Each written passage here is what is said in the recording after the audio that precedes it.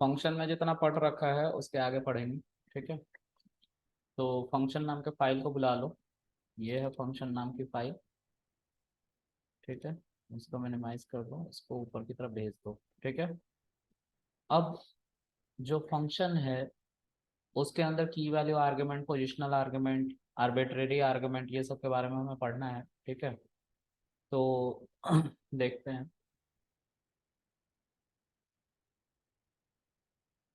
Suppose करें, जितना हमने पढ़ा था लास्ट क्लास में, हमने सिर्फ फंक्शन बनाना सीखा था और पोजिशनल आर्ग्यूमेंट के बारे में पढ़ा था। ठीक है, तो एक फंक्शन बनाता हूँ, डेफ कीवर्ड से फंक्शन बनता है हमारा। ठीक है, इस फंक्शन का नाम देता हूँ लेट्स से ऐड। ठीक है, ऐड नाम दे रहा हूँ, मतलब इसका काम होगा ऐड करना कुछ, और ये कितने भी वैल्यू को ऐड कर सकता है। तो शुरू में हम इससे दो वैल्यूज ऐड कराएंगे, ए कॉमा बी। ठीक है, कॉलन, और इसके अंदर हम लिखेंगे प्रिंट। ठीक है, और इस प्रिंट में लिखेंगे ए प्लस बी। ठीक है, इसको चला देंगे। कल को अगर हम ऐड मेथड लिखते हैं तो हमें दो वैल्यूज बतानी पड़ेगी जो इंटीजर ही होंगी। 30 आ रहा है। ठीक है, आसान है। इसी तरह से इस ऐड मेथड में मैं लिखूंगा, कितनी भी बड़ी वैल्यू लिख दूं कल को, है ना। मुझे नहीं पता मैं क्या लिख रहा हूँ, शिफ्ट एंटर। ऐड हो रहा है, कोई दिक्कत? अच्छा, तो यहाँ पे दो पोजिशनल आर्ग्यूमेंट थे, एक ए था और दूसरा बी था। ठीक है, अच्छा, अगर मैं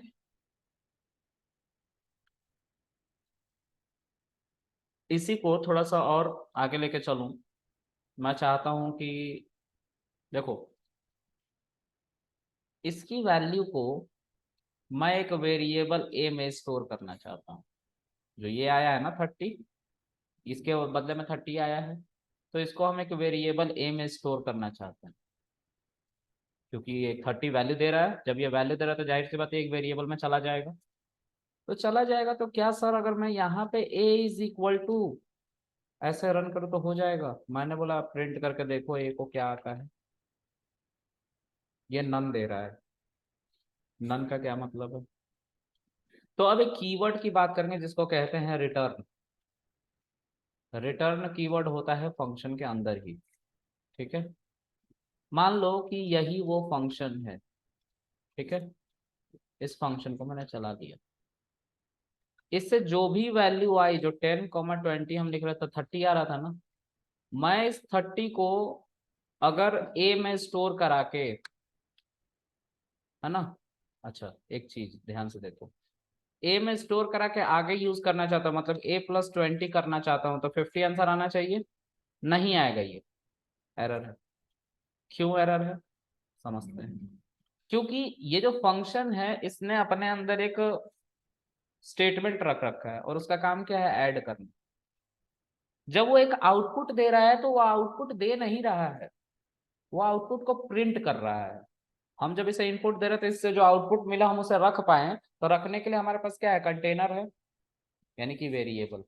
हम वेरिएबल में रख नहीं पा रहे, तो वेरिएबल में रखने के लिए हमें क्या करना पड़ेगा, हमें यहाँ से प्रिंट हटा के और यहाँ पे रिटर्न लिखना पड़ेगा ऐसे। ये रिटर्न कीवर्ड, जब कोई भी वैल्यू इससे आ रही है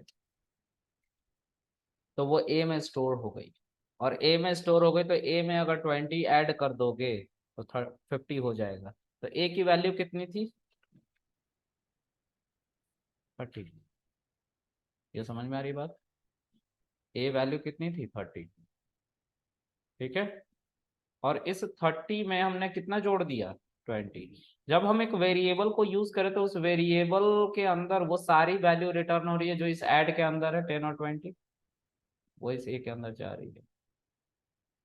और उस ए के अंदर जो वैल्यू आ रही है उसमें 20 ऐड करके हम 50 कर ले रहे हैं। ठीक है, क्लियर है? ये रिटर्न, रिटर्न का मतलब है कि ये फंक्शन जब आप कॉल कर रहे थे ना, पुकार रहे थे, तो ये जो वैल्यू इसका आंसर आ रहा था उसको हम एक वेरिएबल में स्टोर करना चाहते हैं। तो उस वेरिएबल को स्टोर कराने के लिए इसकी वैल्यू इस फंक्शन से कहना पड़ेगा कि भाई जो भी वैल्यू आ रही है उसको प्रिंट मत करो, उसको रिटर्न करो, मतलब वापस दो एज इट इज 30। और उस 30 को मैं एक वेरिएबल में रख लूंगा। क्यों रख लूंगा? क्योंकि आगे इसको इस्तेमाल करूंगा किसी और काम में। नहीं नहीं, वो अलग चीज है, उसको बस बिल्कुल इससे मत मिलाएं आप, ये बिल्कुल अलग चीज है ना। ये कह रहा है कि भाई इसमें जो वैल्यू आ रही है, जो हम 10 और 20 लिख रहे थे, इसका आंसर 30 आ रहा है। देखिए, अगर मैं यहाँ पे ए ना लिखूं तो 30 आ रहा है ना। इस 30 को मैंने प्रिंट नहीं किया है, देखो इस फंक्शन के अंदर मैंने प्रिंट नहीं किया है ना, फिर भी ये प्रिंट होके आ रहा है। अच्छा, अगर मैं इसके नीचे प्रिंट हेलो लिख दूं तो ये 30 नहीं आएगा। नहीं आ रहा है ना, क्योंकि प्रिंट तो हो ही नहीं रहा था। तो प्रिंट करने के लिए क्या करना पड़ेगा? इसको प्रिंट करना पड़ेगा, है ना।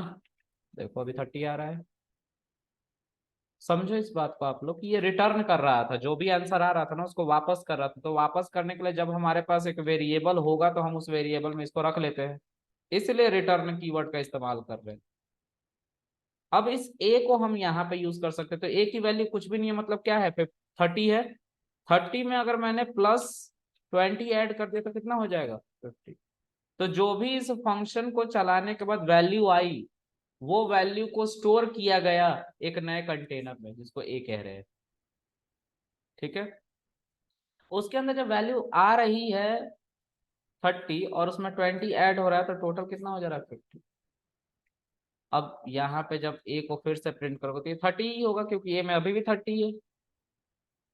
ठीक है, क्लियर है।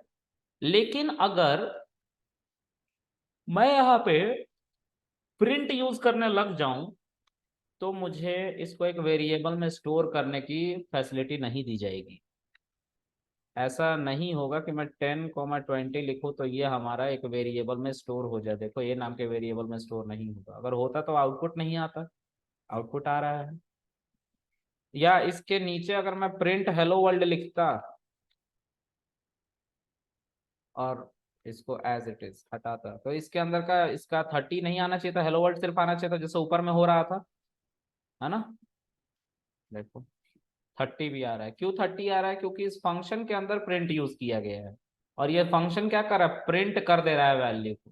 तो मतलब इसको मैं फिर से एक प्रिंट के अंदर लिखूं तो ये मुझे 30 तो देगा, उसके साथ साथ एक नन वैल्यू भी देगा। नन वैल्यू मतलब ऑलरेडी प्रिंट है, अब प्रिंट कितनी बार करवाओगे उससे? देखो यहाँ पे प्रिंट लिखा मैंने, थोड़ी देर के लिए समझो हेलो। ठीक है, अब इसी प्रिंट को एक और प्रिंट के अंदर लिख दूं तो पहला वाला प्रिंट तो हेलो की वैल्यू को प्रिंट कर देगा, दूसरा वाला प्रिंट के पास कोई है ही नहीं वैल्यू प्रिंट करने के लिए, तो वो नन देगा। क्लियर है। तो ऑलरेडी फंक्शन के अंदर आपने प्रिंट यूज कर लिया है, इसीलिए आप प्रिंट के अंदर दोबारा इस ऐड को लिख रहे हो। तो इस प्रिंट को कुछ मिल नहीं रहा है प्रिंट करने के लिए और ये नन प्रिंट कर रहा है। ये पहली बात है। दूसरी बात क्या है? अगर इस वैल्यू को हमें फर्दर यूज करना है कहीं तो इसको वेरिएबल में स्टोर करना जरूरी होगा। और वेरिएबल में अगर स्टोर करना है तो प्रिंट नहीं, रिटर्न यूज करना होगा यहाँ पे। ठीक है, अब देखो यहाँ पे नन आ रहा था ना, वो नन नहीं आएगा। नहीं आ रहा ना, क्योंकि प्रिंट नहीं था ना इसके अंदर। तो प्रिंट के अंदर हम लिख के प्रिंट करा लिए वैल्यू को। अब हम चाहें तो इसी वैल्यू को, यानी कि बी नाम के एक वेरिएबल में ऐड 10, 20 लिखेंगे तो बी की वैल्यू 30 हो जाएगी। बी में स्टोर करा पा रहे हैं। ठीक है, ये काम हो रहा है।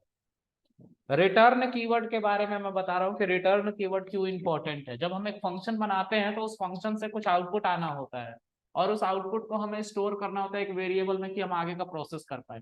एग्जाम्पल के तौर पर समझाता हूँ। 2+3, ठीक है, इसको मैं डिवाइड करना चाहता हूँ 2 से पूरे को। तो देखो कैसे करूंगा। एक फंक्शन बनाता हूँ, मैं फंक्शन की मदद से दिखा रहा हूँ। ठीक है, इसमें मैं ऐड नाम का ही एक फंक्शन बनाता हूँ जिसमें a, b दो आर्ग्यूमेंट रखूंगा। ठीक है, और इसके अंदर मैं प्रिंट करूंगा a+b को। ठीक है,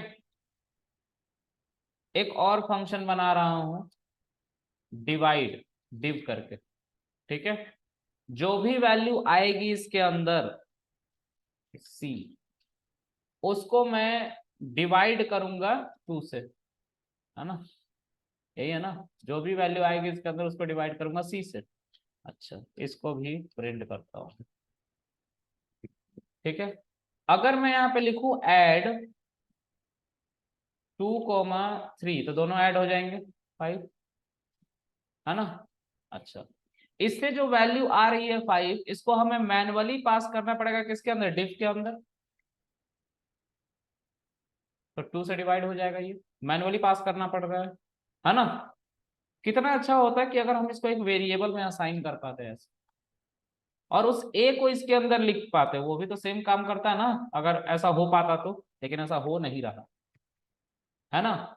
इसी की वजह से हमने प्रिंट की जगह पे क्या यूज करना शुरू कर दिया, रिटर्न, ठीक है, जिससे हम वेरिएबल में असाइन कर पाए बातों को। यहाँ पे भी रिटर्न, ठीक है, चलने लग गया। क्योंकि जो भी वैल्यू यहाँ पे आ रही थी 5, उसको हम एक वेरिएबल में स्टोर कर पा रहे थे अब, और उसी वेरिएबल को हम यहाँ पे पास कर। ये समझ में आ गया, ऑनलाइन का समझ में आ रहा है आप लोगों को। हम्म,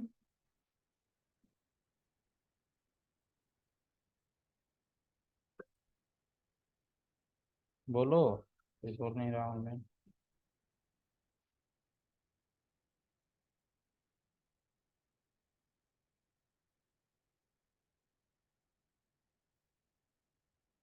बोलो, आ रहा समझ में। हाँ,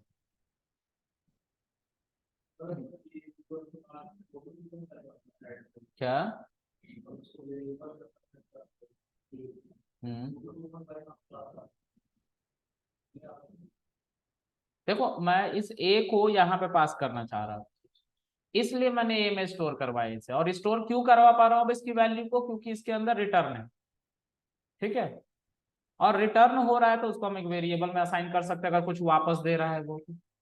लेकिन प्रिंट करने से वो प्रिंट हो जा रहा था, वापस नहीं हो रहा था, इसलिए हम प्रिंट नहीं यूज कर रहे थे अंदर, रिटर्न यूज कर रहे थे। जब बड़े कैलकुलेशंस होते हैं ना, तो इसमें बहुत काम आता है, ठीक है। छोटे कैलकुलेशन में तो नहीं, लेकिन मैंने छोटे कैलकुलेशन की मदद से यूज करके दिखाया है चीजों को, ठीक है। अच्छा, अब कुछ और समझते हैं इसके अंदर। एक और फंक्शन देखते हैं, ठीक है। उस फंक्शन के अंदर मैं कुछ लिखता हूँ, डेफ क्या लिख सकते हैं, न्यू, ठीक है। इसके अंदर मैं मैं चाहता हूं कि इसके अंदर जितनी भी वैल्यूज डालो सबका सम होके आ जाए, सबका क्या आ जाए, सम ऐड होके आ जाए, ठीक है। तो पहले हम ऐड करने का एक फॉर्मूला बनाते हैं, कैसे। तो फॉर आई इन रेंज, तो रेंज नहीं, एक इटरेबल मान लो कि मेरे पास एक टपल है, उस टपल में कुछ रैंडम वैल्यूज है ऐसी, इनको ऐड करना है मुझे। तो मैं इस टपल को यहाँ पे लिख सकता हूँ, तो आई एक एक वैल्यू को लेके आएगा, ठीक है, आई लेके आएगा, और उसको एक हम इंटीजर में कन्वर्ट करेंगे। तो हम बी नाम का एक इंटीजर ले लेते हैं जिसकी वैल्यू शुरू में 0 है, ठीक है। जो भी वैल्यू आएगी आई में, सबसे पहला 33 आएगा, उस 33 को इस 0 से ऐड करके बी में ही असाइन कर देंगे। B is equal to b plus i, ठीक है। तो बी की वैल्यू 0, आई की वैल्यू 33, दोनों ऐड होके बी में ही अपडेट हो जाएंगे। तो बी की वैल्यू 0 से क्या हो जाएगी, पहली बार में 33, फिर दूसरी बार में आई की वैल्यू 4 आएगा। अब बी की वैल्यू 33 है और उसमें 4 ऐड होगा तो कितना हो जाएगा, 37। 37 फिर से बी में असाइन हो जाएगा, तो बी की वैल्यू क्या हो जाएगी अपडेटेड, 37। फिर आई की वैल्यू क्या होगा तीसरे इटरेशन में 2, तो 37 टू 39 होता है। तो बी में 37 प्लस 2 39, और वो फिर से बी में असाइन हो जाएगा, उसी तरह से लास्ट वाला, ठीक है। तो ये जो है हम लास्ट में रिटर्न करवाएंगे ऐसे बी की तरह, ठीक है, लेकिन इसके अंदर नहीं, से बाहर निकल के, क्योंकि लूप में ही हो जाएगा ना। एक फंक्शन के अंदर एक ही रिटर्न कीवर्ड होता है, एक प्रिंट फंक्शन के अंदर एक ही रिटर्न कीवर्ड हो सकता है, मल्टीपल नहीं। एक फंक्शन के अंदर एक ही रिटर्न कीवर्ड होगा, मल्टीपल नहीं होगा। क्लियर है इतनी बात? चलो, तो इसको फंक्शन के अंदर लगाना था हमें। हम फंक्शन लिखे हैं कहीं पे? नहीं लिखे हैं ना। फंक्शन बनाओ। तो फंक्शन कैसे बनाओगे? डेफ। अब इसका नाम क्या रखोगे? ऐड मल्टीपल रख लो, क्योंकि हम मल्टीपल वैल्यू को ऐड कर रहे हैं। ठीक है, और क्योंकि कॉलन लग गया तो ये सब इंडेंटेड ब्लॉक में आ जाएगा। अब आ गया, रन। ऐड मल्टीपल, इसके अंदर तुम इसको बस चलाओ। 43 आ रहा है ना, लेकिन तुम चाहते हो कि तुम्हारी वैल्यू सुनी जाए, कि कितनी वैल्यू तुम देना चाहते हो इसके अंदर। तो एक होता है आर्बिट्रेरी आर्गुमेंट, मतलब हमें नहीं पता कि कितने आर्गुमेंट आएंगे। ठीक है, तो हम उस केस में आर्बिट्रेरी आर्गुमेंट की बात करते हैं। तो मैं फिर से इसको कॉपी करता हूँ, यहाँ पे लिखता हूँ। मैं चाहता हूँ कि यूजर से पूछा जाए, अच्छा यूजर बताओ कितने वैल्यू ऐड करने हैं तुम।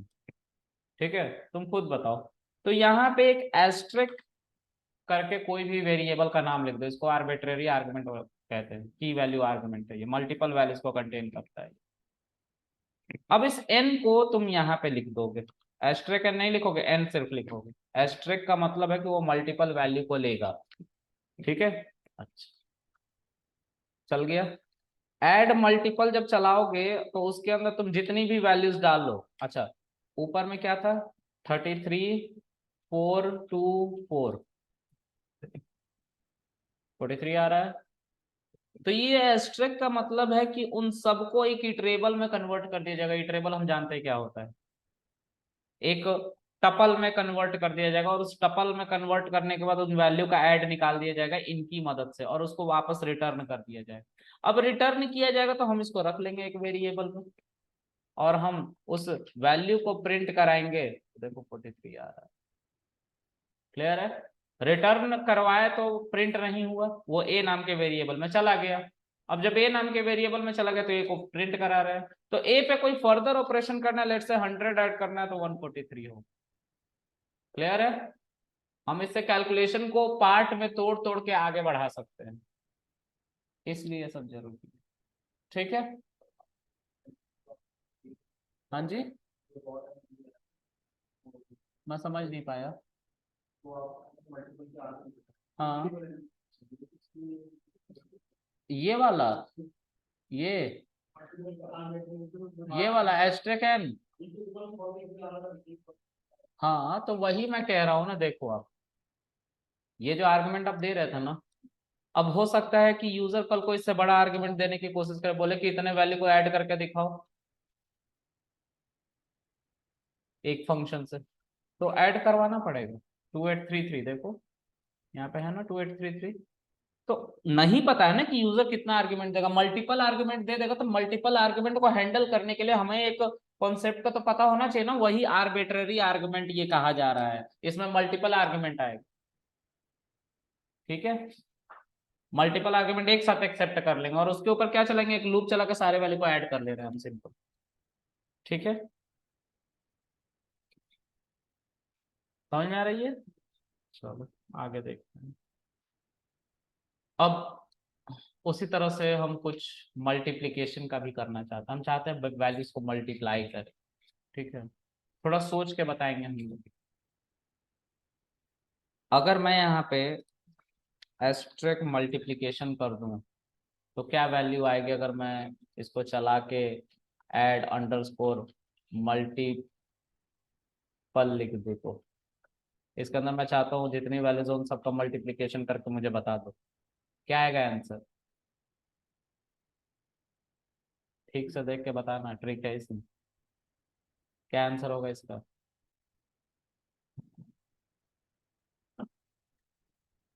चलो, ये बताओ कि 0 से बड़ा होगा? हाँ, नहीं होगा। एक मैथ्स है, बहुत पुरानी, लोगों ने हमेशा से दिमाग को चेक करने के लिए यूज करा हुआ है। इसका आंसर क्या आएगा?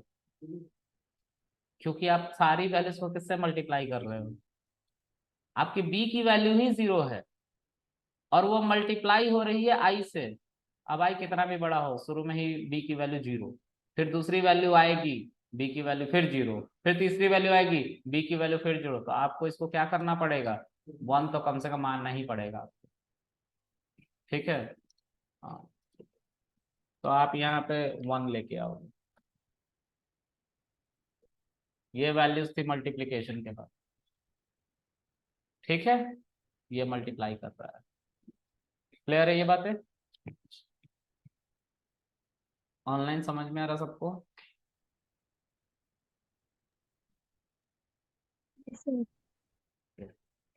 जी। बहुत बढ़िया। जी में तो बड़ा जोर है तुम्हारे। खाना वाना खा लिए क्या दोपहर का? हाँ सर, लंच टाइम खत्म हो गया ना। इसलिए आप आ जा रही है।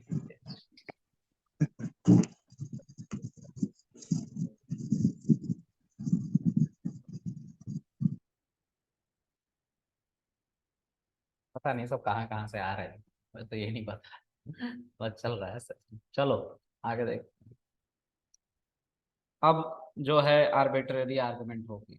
ठीक है, एक फंक्शन बनाते हैं यार, है ना, इसको थोड़ा अलग बना दीजिए, डेफ। ठीक है, इसके अंदर न्यू करके ही फंक्शन बनाते हैं या इंट्रो करके ही फंक्शन बनाते हैं। ठीक है, इंट्रो के अंदर फर्स्ट नेम लिखते हैं। फर्स्ट नेम बाय डिफॉल्ट होगा, अगर कुछ भी नाम नहीं होगा तो कृष्णा होगा, और लास्ट नेम क्या होगा, लास्ट नेम पता नहीं क्या होगा, है ना। चलो एक काम करते हैं, बस इतना ही लिख, और हम यहाँ पे first name plus last name को ऐड करना चाहते हैं। फंक्शन चल गया। अब डेफ इंट्रो, सॉरी डेफ नहीं, इंट्रो को कॉल करो सिर्फ, और इसके अंदर फर्स्ट नेम लिखो।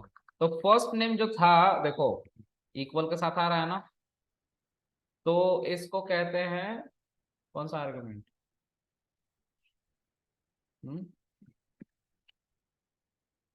की वैल्यू आर्गुमेंट ही कहते हैं इसको। हम की को असाइन करके इसकी वैल्यू लिखना चाह रहे हैं, जैसे कृष्णा, जैसे मेरा दूसरा नाम क्या हो गया, निकी, और लास्ट नेम क्या हो जाएगा,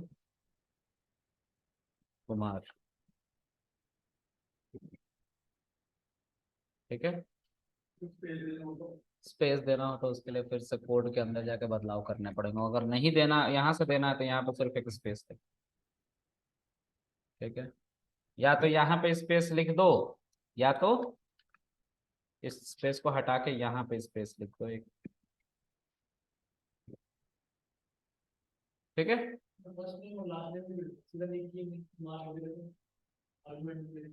मैं बता रहा हूँ, समझाना था मुझे कि की वैल्यू आर्गुमेंट इस तरह से पास होते हैं।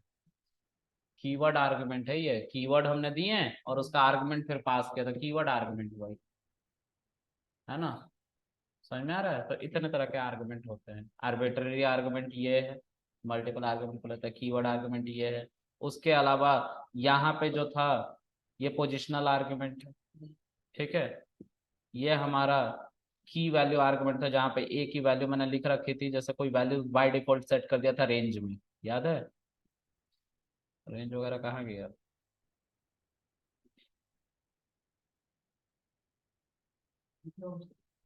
हाँ, ये वाला देखो, एक पैटर्न बनाते हैं फॉर आई इन रेंज 5। ठीक है, फॉर जे, अच्छा इसी के अंदर लिखता हूं मैं, स्टार को मल्टीप्लाई कर दो किससे, आई से प्लस 1 से। ये हमने बहुत बार कर रखा है, अभी थोड़ी देर पहले हम लूप बना के आए हैं, सब पैटर्न बना के आए हैं, उसमें हमने बहुत बार इसको देखा है। जरूरी है इसको क्या कर देने की, डायनेमिक कर देने की, तो मैं इसको पैटर्न नाम का ही बना दूंगा फंक्शन, और इसको इसके उसमें डाल दूंगा इंडेंटेड पार्ट में, और इसको बस चलाऊंगा तो ये 5 स्टार प्रिंट कर रहा है ऐसे करके डायगोनल में, है ना। मैं इसको इंटरेक्टिव बनाना चाहता हूँ, यहाँ पे एन लिख दूंगा और यहाँ पे एन को पास कर दूंगा, दैट्स इट, इतना ही करना था। अब बोल रहा है कि एक आर्गुमेंट तो डालो एन की वैल्यू किसके अंदर, इसके अंदर। तो अगर आप 2 लिखोगे तो छोटा स्टार, 4 लिखोगे तो बड़ा स्टार, 5 लिखोगे तो और बड़ा स्टार, और अगर आपने 10 लिखा तो मैं भी बड़ा। एक सेकंड, एक यहाँ पे पैरेंथेसिस ज्यादा चला गया, यहाँ पे 10 लिखना था मुझे। ठीक है, कहने का मेरा मतलब ये है कि अब मान लो कि यूजर बार बार आर्गुमेंट डाल रहा है, कभी कभी यूजर से ये गलती हो जाए, तो एक डिफॉल्ट वैल्यू चलनी चाहिए थी ना।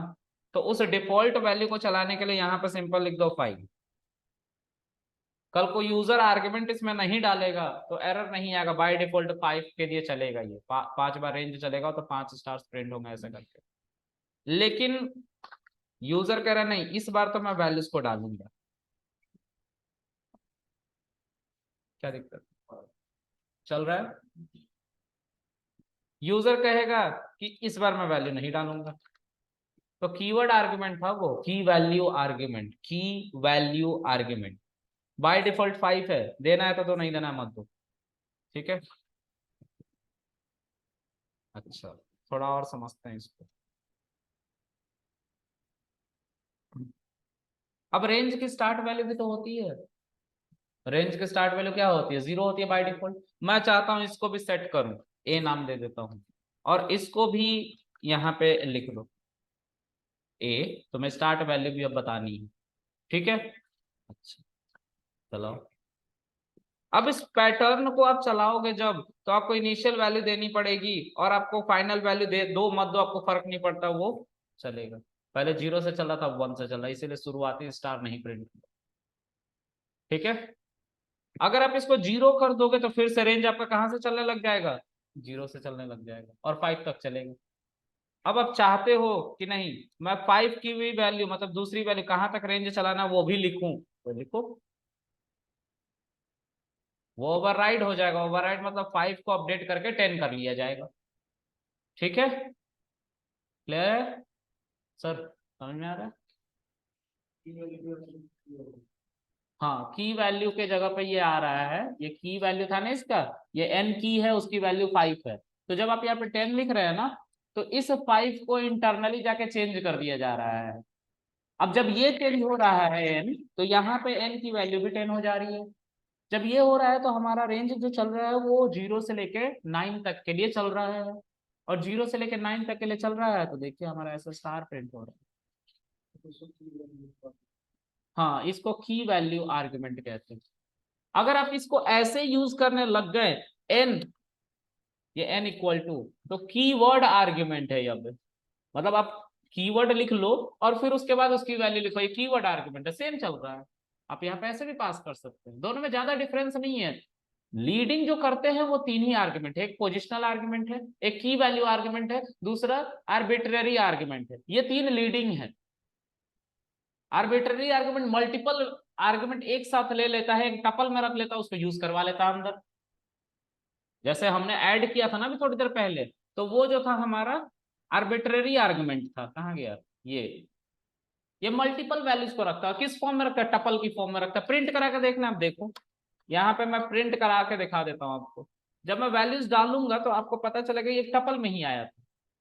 ठीक है, ये ऐड चला रहा हो ना, मल्टीप्लीकेशन चलाओ आप, देखो ये टपल में आया था ना सारी वैल्यू।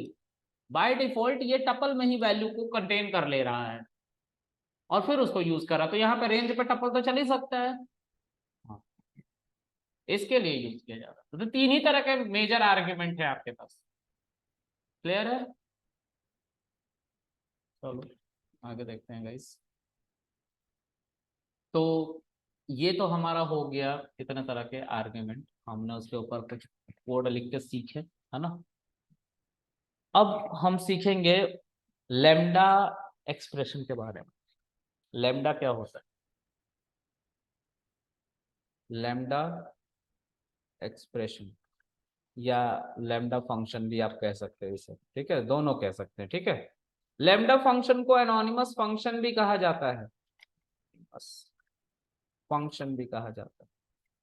एनोनिमस फंक्शन को कुछ कुछ भाषा में, कुछ कुछ प्रोग्रामिंग लैंग्वेज में फैट एरो फंक्शन भी कहते हैं। अब फैट एरो नहीं लिखा जाता, वहां पे ये लिखा जाता और ये जावा और डार्ट जैसी लैंग्वेज में इसका इस्तेमाल है, ऐसे बोला जाता है फैट एरो। अब तो टाइम है ना, 3:30 है ना, आप थोड़ी देर बाहर सोफा पे बैठ के, फैट एरो फंक्शन इसको कहते हैं। तो मैंने लिखा फैट एरो, लेकिन इसको फैट एरो पढ़ते ही है, फैट एरो फंक्शन ही है, जावा में बहुत फ्रिक्वेंट यूज होता है। इनका नाम नहीं होता, ये एक वेरिएबल को डायरेक्ट असाइन होते हैं और सिंगल लाइन में ही लिखे जाते हैं। इनके बारे में पढ़ते, यही आखिरी कॉन्सेप्ट है आज का। ठीक है, लेट्स रन। तो सपोज करें आप कि आपके पास एक फंक्शन है, तो पहले मैं फंक्शन नॉर्मल बना कर दिखाता हूं। उसको छोड़ दो, अभी उस हैकर ग्रुप के बारे में क्यों पूछ रहे हो? एनोनिमस नाम है, इस फंक्शन का भी नाम एनोनिमस, इनका नाम नहीं होता, इसलिए इनको एनोनिमस कहा गया है। ठीक है, लेमडा हमारे पाइथन में कहा जाता है एनोनिमस फंक्शन को। डेफ ऐड आप कर रहे थे, दो वैल्यू को ऐड कर रहे थे, ए को बी को। ठीक है, और क्या रिटर्न कर रहे थे आप? ए प्लस बी। ठीक है, अगर मैं बोलूं कि मुझे ऐसे फंक्शन नहीं बनाना, एक लाइन में फंक्शन बनाना, तो लेमडा का यूज करेंगे। लेमडा पहले लिखोगे, फिर आर्ग्यूमेंट लिखोगे ए कोमा बी, फिर उसके बाद ऐसे कॉलन लगाओगे, और इसके अंदर एक ही स्टेटमेंट होना चाहिए, एक से ज्यादा नहीं। इस फंक्शन में आप मल्टीपल स्टेटमेंट दे सकते थे, राइट? ऊपर हमने देखा है मल्टीपल स्टेटमेंट दे रहे हैं, दो स्टेटमेंट दिया है ना, ये पहला स्टेटमेंट, ये दूसरा स्टेटमेंट इस फंक्शन के अंदर। लेकिन लेमडा कहता है कि मुझे एक ही स्टेटमेंट चाहिए, एक स्टेटमेंट दोगे तो चलूंगा ना, वरना नहीं चलूंगा। मैंने बोला ठीक है, एक ही स्टेटमेंट लो, रिटर्न ए प्लस बी। देखते हैं रिटर्न काम करता है कि नहीं। रिटर्न एरर दे रहा है, क्योंकि ये रिटर्न नहीं करवाता कुछ भी, ये सीधा ऐसे ही रिटर्न कर देता है, इसको कुछ करने की जरूरत नहीं। अब इसको चलाने के लिए हमें एक वेरिएबल चाहिए होता है, एक्स नाम का वेरिएबल, और एक्स के अंदर पैरेंथेसिस देके अब 2,3 लिखो, देखो 5 मिलेगा। ठीक है, एक्स नाम के वेरिएबल में सीधा स्टोर कर रहे हैं इसे हम, इसका नाम कुछ नहीं है। नाम कुछ है क्या इसका? लेमडा नाम दिया है इसका, लेमडा के बाद आर्गुमेंट तो दिया है, लेकिन नाम कुछ नहीं दिया इसका। नाम तो देना चाहिए था ना। बाकी वेरिएबल में तो हमारा डेफ फंक्शन भी स्टोर हो जा रहा था, ये भी स्टोर हो रहा है वेरिएबल में, लेकिन इसका नाम नहीं। नाम है कहीं इसका? भाई ये भी तो हमारा स्टोर हो रहा था ना एक वेरिएबल में। मान लो मैं ए नाम के वेरिएबल के अंदर ऐड फंक्शन से रिटर्न हुई वैल्यू को ऐड करना चाहता हूं, तो इसका नाम तो ए दे दिया ना हमने आखिर, और प्रिंट जब ए करेंगे तो हमें 5 मिल रहा है, तो हम ए को प्रिंट कर रहे हैं ना। हमने इसका नाम क्या रखा है? ऐड रखा है, ये थोड़ी ना रखा है। यहाँ पे देखो, यहाँ पे सीधा वेरिएबल यूज हो रहा है। कंफ्यूजन पता है क्या होती है? आप कहते हो कि सर आप नाम नहीं दे रहे हो, लेकिन एक्स तो आप यूज कर ही रहे हो लिखने के तरीके से, कि सर आप एक्स नाम तो यूज कर ही रहे थे। मैंने बोला वो एक्स नाम नहीं है भाई, वेरिएबल है ना। और वो पैरेंथेसिस इसलिए लगा रहा हूं क्योंकि दो आर्ग्यूमेंट थे। क्लियर है ये बात? नाम नहीं होता इसका कुछ भी, ये अनोनिमस है, इनका नाम नहीं होता। लैम्डा का कहने का मतलब ये है कि सिंगल लाइन स्टेटमेंट बनाओ, जिसका सिंगल लाइन फंक्शन बनाओ, सिंगल लाइन, एक लाइन, जैसे हमारा टर्नरी ऑपरेटर था। हाँ?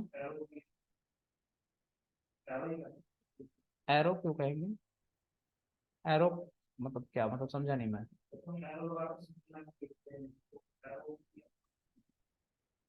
जैसे टर्नरी ऑपरेटर था ना, जैसा कॉम्प्रिहेंशन था ना, लिस्ट उसी तरह से ये है एक फंक्शन का तरीका। हाँ, इसमें एक ही स्टेटमेंट होता है लेकिन। हाँ, हाँ, ठीक है, ये एक ही लाइन में लिखा जाता है फंक्शन, इसका नाम नहीं होता। ये एक वेरिएबल को असाइन करके ही चलाया जाता है, और उस वेरिएबल के अगर पैरेंथेसिस लगता है, उसके अंदर आर्गुमेंट है तो दो, नहीं है तो मत दो, लेकिन पैरेंथेसिस लगेगा। ठीक है, मैं एक ऐसा लैम्डा फंक्शन बनाता हूं जो तुम लोगों का आर्गुमेंट नहीं एक्सेप्ट करता है। ठीक है, इसमें कोई आर्गुमेंट नहीं है, और इसमें लिखता हूं मैं, लेट्स से प्रिंट 2। ठीक है, इसको मैं बी नाम के वेरिएबल में दे देता हूं। अब बी पैरेंथेसिस, कोई आर्गुमेंट नहीं है इसमें, तो कुछ नहीं लिखेंगे। लेकिन बिना इसके लिखोगे, पता कर लो क्या है। तो इसको पता करने के लिए हमें क्या करना पड़ता है? पैरेंथेसिस देना पड़ता है। ठीक है, समझ में आ रही बात? हम इसको और आगे चल के पढ़ेंगे, आज के लिए इतना रखते हैं। ठीक है। बाकी देखते हैं अगले सेशन में।